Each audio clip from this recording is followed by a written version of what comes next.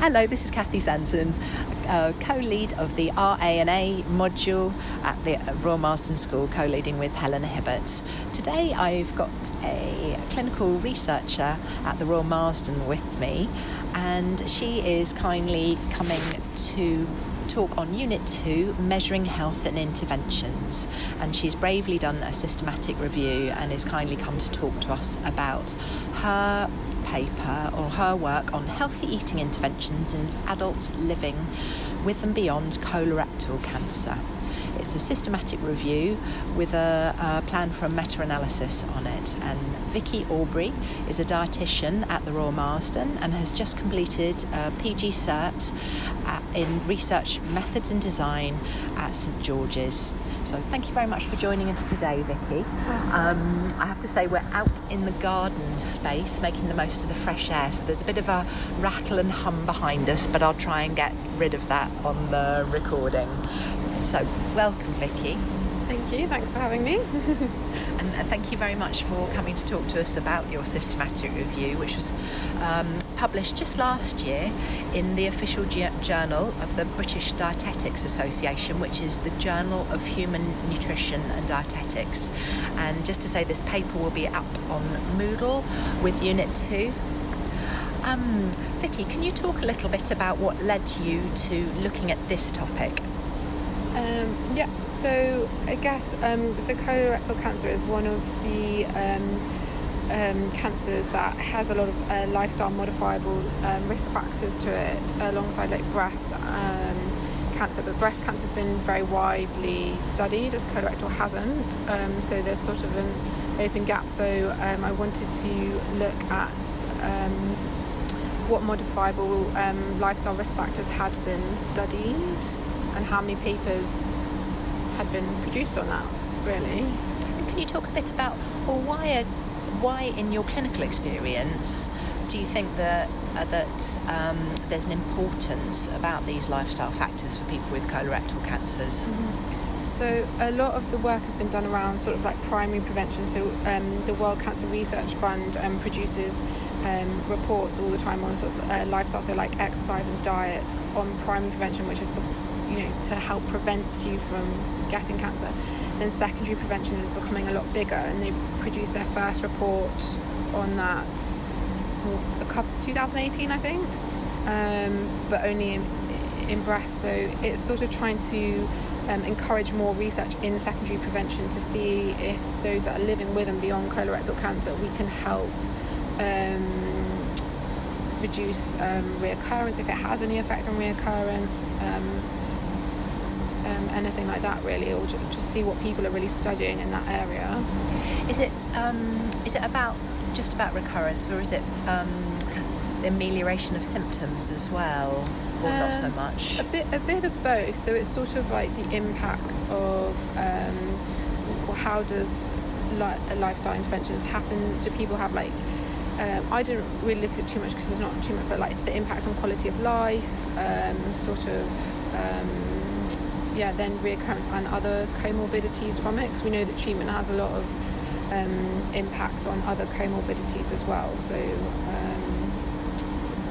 we're looking at those three aspects mainly. Mm-hmm. So perhaps in a dietitian nature, nutritional health and those aspects, is it? You mean sort of like the lifestyle? Yeah, so for colorectal specifically, it's sort of like fibre, like fruit and veg, red processed meat, alcohol, and calcium was the other one. Yeah, and I think especially because so from a dietitian point of view, we often find that people try and control their diet because it's the one bit through their whole treatment process that they still have control over. So is what can we actually advise people that isn't which is actually evidence-based. So Yes, as a physio we experience that similarly. People are very keen to do what they can for themselves as they go through treatments. Yeah, that really resonates. Okay, thank you for that. So when you were looking at the evidence, why did you choose a systematic review? So I wanted something that really produced sort of trying to combine some results and have something at the end. So see at the evidence I could and combine it. So I wanted to obviously review all the literature, see what I had, but have it very a formal process, and I wanted to aim to get it published as well, which is why we did the systematic review. But we were sort of limited with it because a lot of the papers looked at different aspects, so we couldn't combine much of the data, so that was quite a limiting factor in it. So a lot of the results had to be a lot more descriptive and sort of saying there was a lot of gaps in the research, so it was more identifying a lot of gaps. Great, we'll explore those a little bit. So you'd originally hoped to be able to do a meta-analysis, and the meta-analysis is where you combine the quantitative results and you can compare and contrast them alongside of each other, but you have to have a lot of similarities in the outcome measures in order to be able to do that. So you were saying that your findings of these few papers was really so disparate that you were unable to do a meta-analysis for the purposes of this. However, there's always a lot of information to be gleaned. Even without a meta-analysis, you can get a lot of really good information from a systematic review. So let's explore the robust way you went about doing this systematic review. So can you tell me a little bit about how you planned and conducted this review? Okay. So I guess the first step was to try and pull all the papers as much as I could. So I went through the NHS search, and would put in all the keywords and had a bit of a play around really first, because the most important thing to a systematic review is getting your keywords, what you want, but you necessarily might not know your exact keywords. So I had a lot of help from you and the librarian here, who helped me pick out some keywords, and then I had a bit of a play around to see what they would pick up. So sort of, for example, say colorectal, I would also want bowel in there, so to make sure I picked up all of them. And then from that I then picked my keywords, and then once that was all formalised, I then put them through different search engines. So just to go back a little bit, with the research question, when you were looking at different keywords, did you find it changed your question at all? No, not at that point, no. So you managed to come to a very succinct and defined question before you started off? Well, yeah, I guess because in a way it's sort of like it's quite a broad question anyway, so it's sort of like diet and lifestyle effects. So I guess because we had diet, one thing I guess I did realise was there was a lot of evidence in sort of like fibre and supplements. So I did eliminate supplements, so it had to be sort of like a diet intervention, not like a dietary supplement intervention. That's a very subtle distinction for most of us, if you're not a dietitian. Yeah. What's the difference? Why is a supplement not a food? I guess so. A supplement is something that someone, it's sort of artificial. I guess with a supplement, what we wanted to do was lifestyle, so sort of how we encourage people to make that lifestyle function. So with fibre, specifically, we want more people to eat like more fruits and vegetables, like beans and pulses, which come with other nutrients. So if you just tell someone to take a fibre supplement of up to 30 grams, it's largely going to have an impact on other nutrients, so they might get fuller, so they might not eat as much protein, which we also want. So it's about trying to being a dietitian, about trying to coach people around having an overall healthy balance, get the right protein, the right carbohydrates and the right fats, rather than kind of just say have a supplement and there's no record of the knock-on effect of overall diet. So you're looking to lean into actual clinical practice already within the question, because you'd be steering somebody to understand better about their nutritional intake rather than relying on the supplements. So that's really interesting. So your question really is already leaning on clinical practice.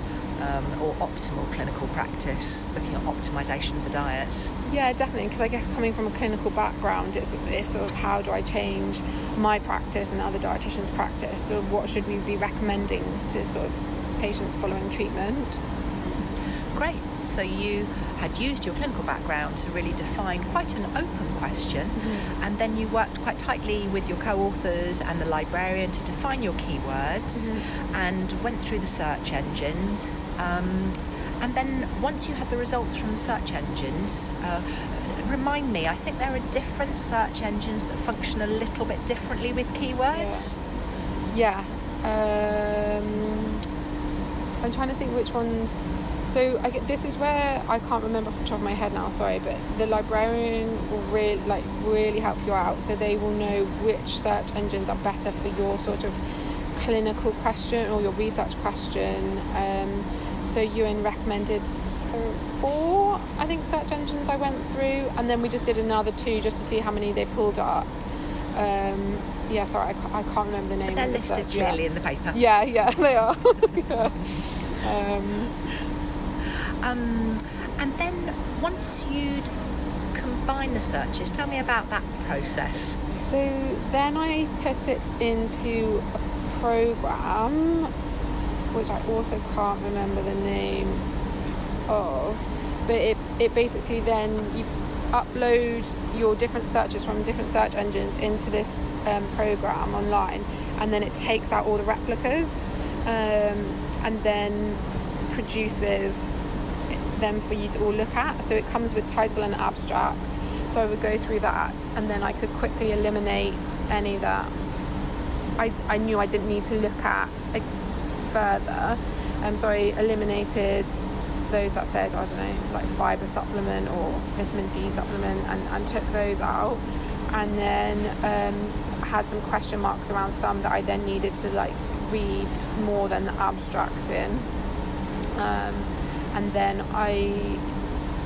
when I had to read more than the abstract to understand, I would pull those through, and then myself and another reviewer would review those, because it needed sort of 2 opinions on whether it was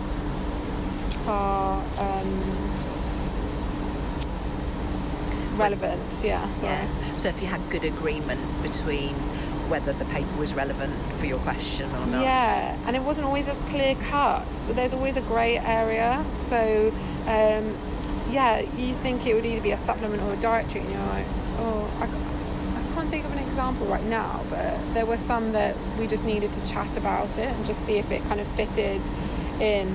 So it's really helpful to have 2 reviewers at that sort of point. Absolutely, I remember that well. And also discerning what's normal for UK clinical practice and not, if that makes a difference when you're going to make recommendations at the end. I agree, I don't think it was as clear cut as I thought it was going to be.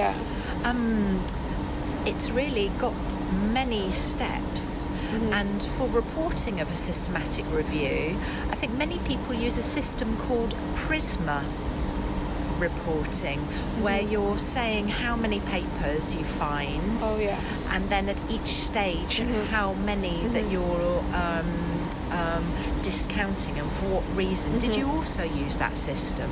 Yeah, so I it's in the final paper as well, I think, either in the actual paper or as one of the supplementary informations, and that's really helpful just to summarise.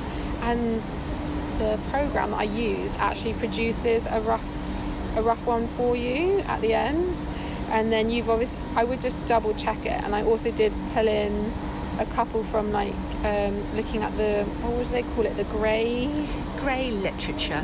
So unpublished literature, or things that people have produced, say in doctoral studies, and not quite got around to publishing for obvious reasons. So I think I found 3 or 4 from that and pulled them in, so I just had to put them into the Prisma diagram. That's right, and I think they call it hand searching of the grey literature. That's it, which I mainly found from sort of the papers that I then knew I was going to include, I quickly went through their reference list and just had a look at that, just to make sure that you're kind of aware of any gleaming ones you might have missed. Okay, yes, so it's a long process. You got through it. Yeah. And then you got to your final papers. Tell me what you did then. So then you start sort of looking at what they looked at more in depth, like how they sort of measured everything. And this is then when we realised we couldn't really do much with the meta-analysis, because they had all reported different things. So no one had reported, I don't know, like fibre, meat, vegetables, like all like alcohol, exercise. They'd all picked different, like 2 or 3 different things, and then when they had reported the same thing, so for example, like overall calories, some had reported it as a percentage of, fibre of calories. They'd reported it as a percentage of the overall calories, or some had done it as grams. So they just couldn't even be combined when they had reported the same outcome.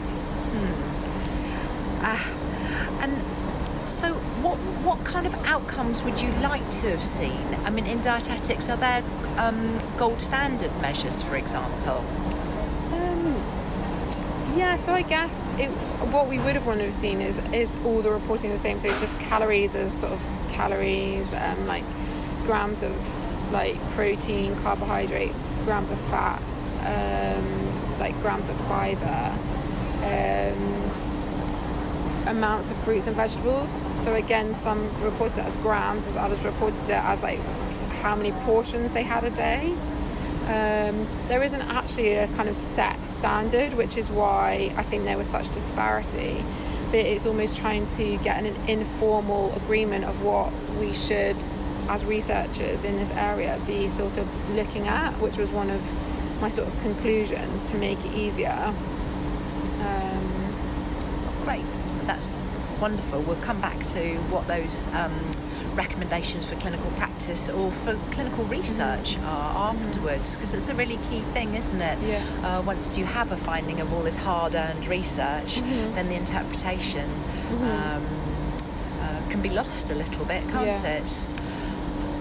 So you said there's a variety of outcomes that they were using in terms of the nutritional values. You were looking at something called anthropometrics as well within the study. Yeah. And as a physio, I gather that anthropometrics is your set of tools where you measure body composition or body makeup.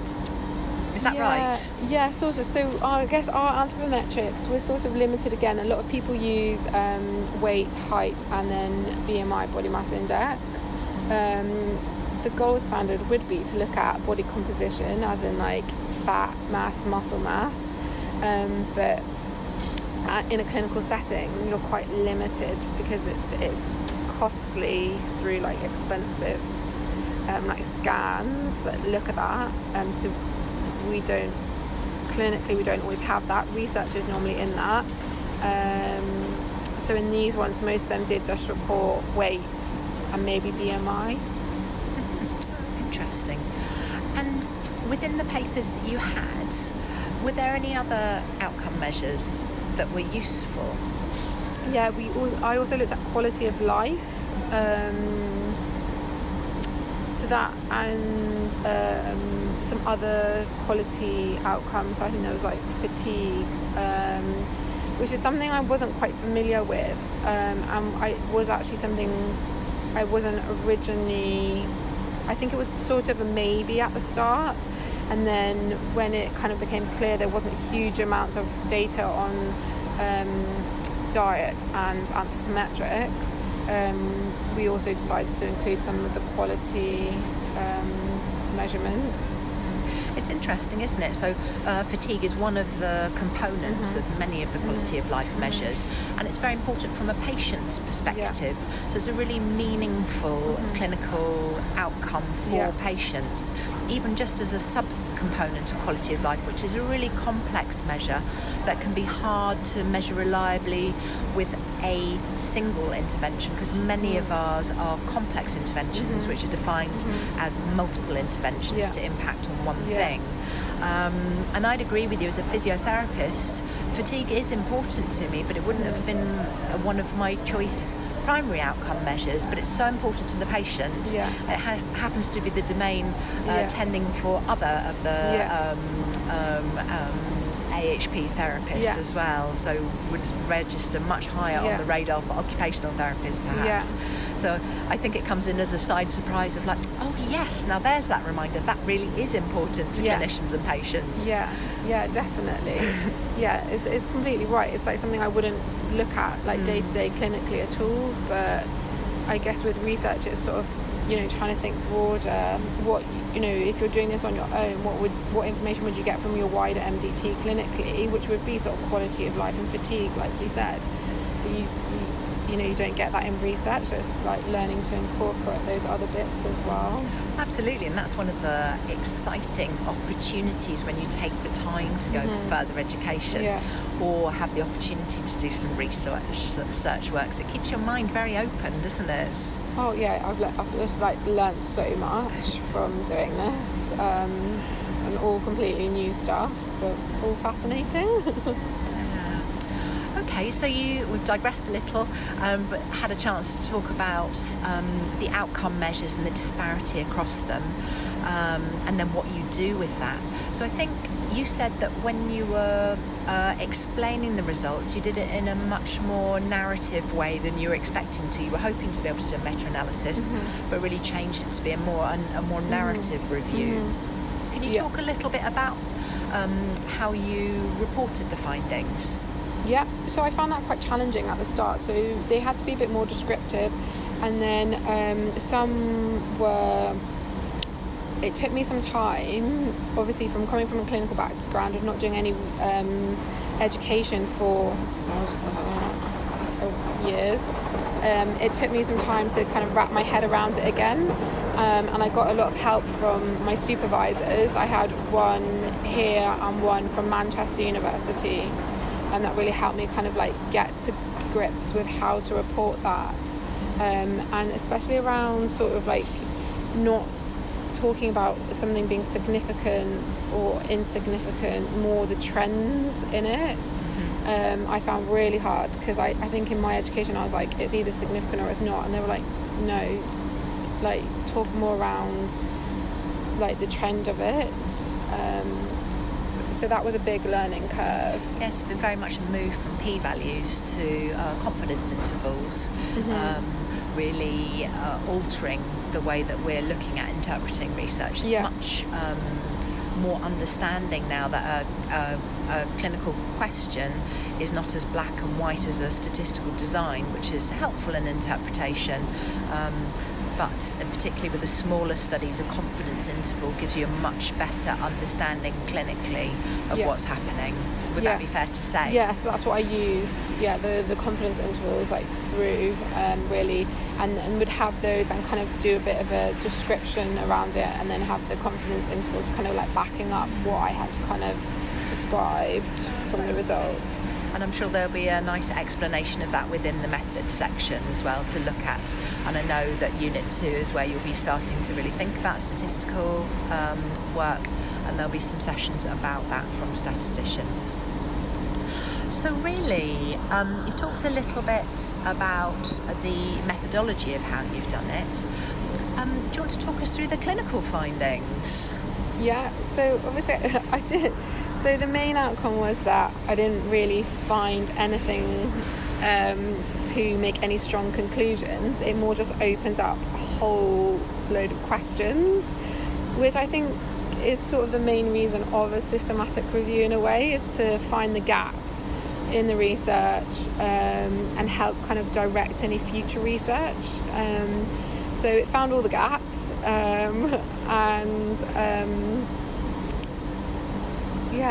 so the main thing was that we obviously needed better consistency in our reporting outcomes, and we needed to report the same thing, like the same outcomes, if we were going to look at it. So that was the main sort of finding, was suggestions to other researchers looking into it. That's so very often the case, isn't it? Is you go in hoping to look for a definitive answer but then find that perhaps the world has moved on since the work was done, and there are more questions than answers. Yeah. So you talk about multiple gaps. Are there any of those gaps that you're particularly interested in? Yeah, so from this, I designed a feasibility study, so trying to look at answering some of these questions in a feasible way. So currently doing like a small lifestyle intervention, sort of like remote, like telephone follow up with patients. Was it designed as a remote telephone follow up with patients before the pandemic? Yeah, well, half and half. So they were meant to come in face to face at the start and the end, and then it was all telephone throughout. So now it's just turned to telephone throughout. So it wasn't an easy adjustment, but yeah. Well, interesting foresight, but I know that the dietitians have been running telephone clinics for a long time, and perhaps we're ahead of the game. And we see quite a lot of frail patients at a tertiary centre. And so you'd been following your clinical hearts and understanding that it's not always necessary for the patients to be seen face to face. Yeah, definitely. And a lot of them have really enjoyed sort of having that information. Also some of the people that I've seen have fed back that they didn't even know they needed to make lifestyle changes. They thought they were eating a very healthy diet. So it's been really interesting. Yeah, you don't know what you don't know. Yeah. Vicky, one last question. Tell me a little bit about what's a feasibility study? So I guess, it's a bit of a complicated question in a way, because when you look at the literature, there's not much guidance on a feasibility study, but the main thing is almost what it's called, is to run a small study to see if what you're thinking is a feasible way of doing it. So my main outcome for this is sort of, do people actually want to interact with me? So can I recruit, if I did something bigger, could I recruit numbers? Are people interested in this? And then so it's really testing recruitment rates, and then it's also testing, once I do get people in, are they bothered? Do they actually want to kind of have the lifestyle intervention? Because a lot of people say they do, but when you actually offer it to them, do they follow it through? So what's the retention rate too?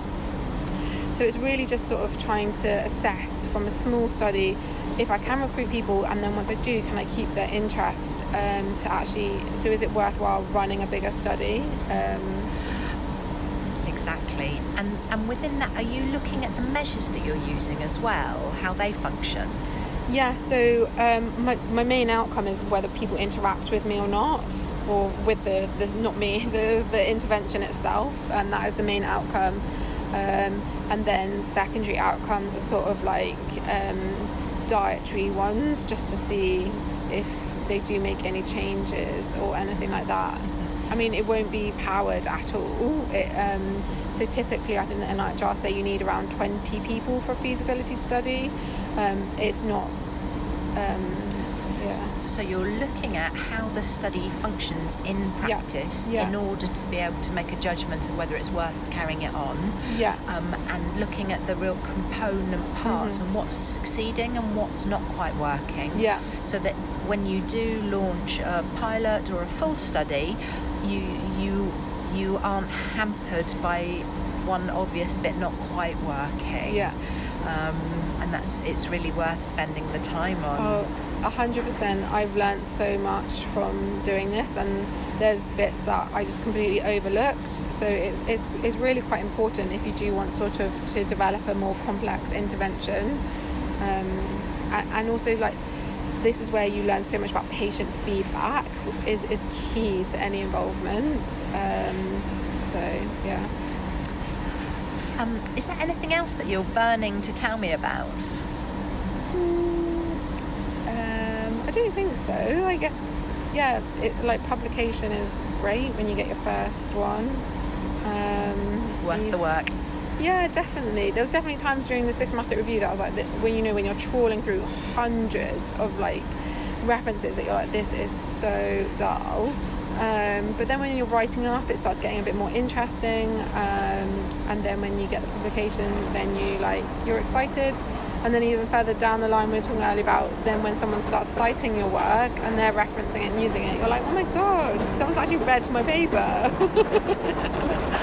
Well done. That's exciting. So you published it, you conducted quickly and you published really quickly, and it's already getting used in clinical practice. Now that's no mean feat, Vicky. That's absolutely brilliant.